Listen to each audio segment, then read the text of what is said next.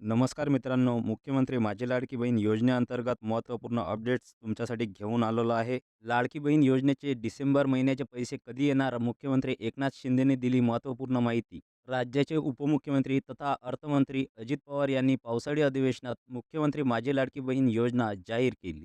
त्यानुसार जुलै महिन्यापासून या योजनेअंतर्गत महिलांना ₹1,500 सन्मान निधी देण्यात आला.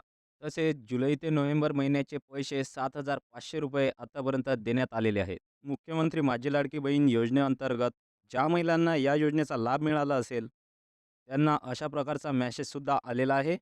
तर आता लाडकी बहीण योजना डिसेंबर इन्स्टॉलमेंट केव्हा जमा होणार ते येथे बघा. राज्यात निवडणुकीच्या निमित्ताने आचारसंहिता लागल्याने मुख्यमंत्री माझी लाडकी बहीण योजनेचा निधी तात्पुरत्या स्वरूपात थांबवण्यात आलेला आहे. त्यामुळे नोव्हेंबरमध्ये या योजनेतून पात्र महिलांना पैसे मिळणार नाहीत.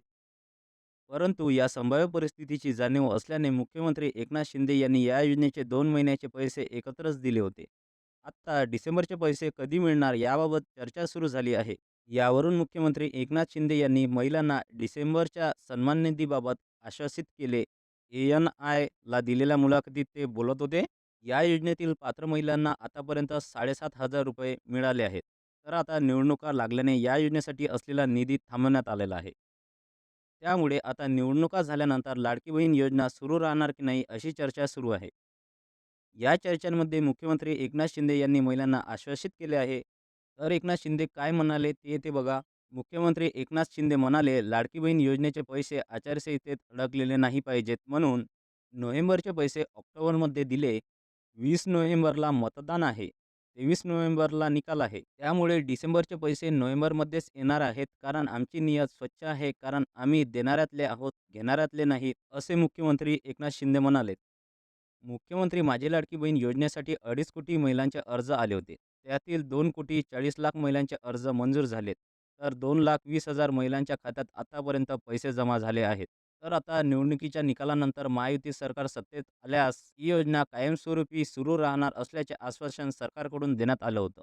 तसंच महाविकास आघाडीने या योजनेतील रक्कम वाढवणार असल्याचं सांगितलं. तर आता निवडणूक आयोगाने निधी थांबवलात का? याबद्दलची सविस्तर माहिती आपण येथे बघूया.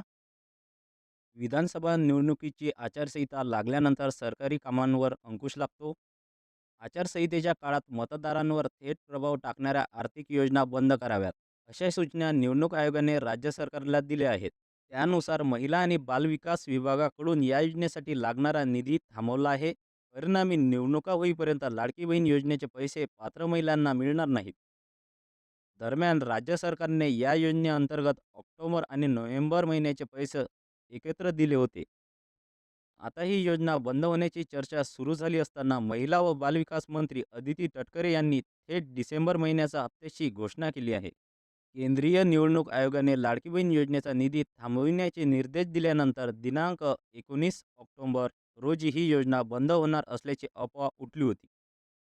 त्यानंतर सरकारकडून लगेच त्यावर स्पष्टीकरण देण्यात आलं. अदिती तटकरे यांनी 19 ऑक्टोबर रोजी रात्री एक्सवर पोस्ट करून मुख्यमंत्री माझी लाडकी बहीण योजना सुरूच राहणार असे स्पष्टपणे म्हटले आहे.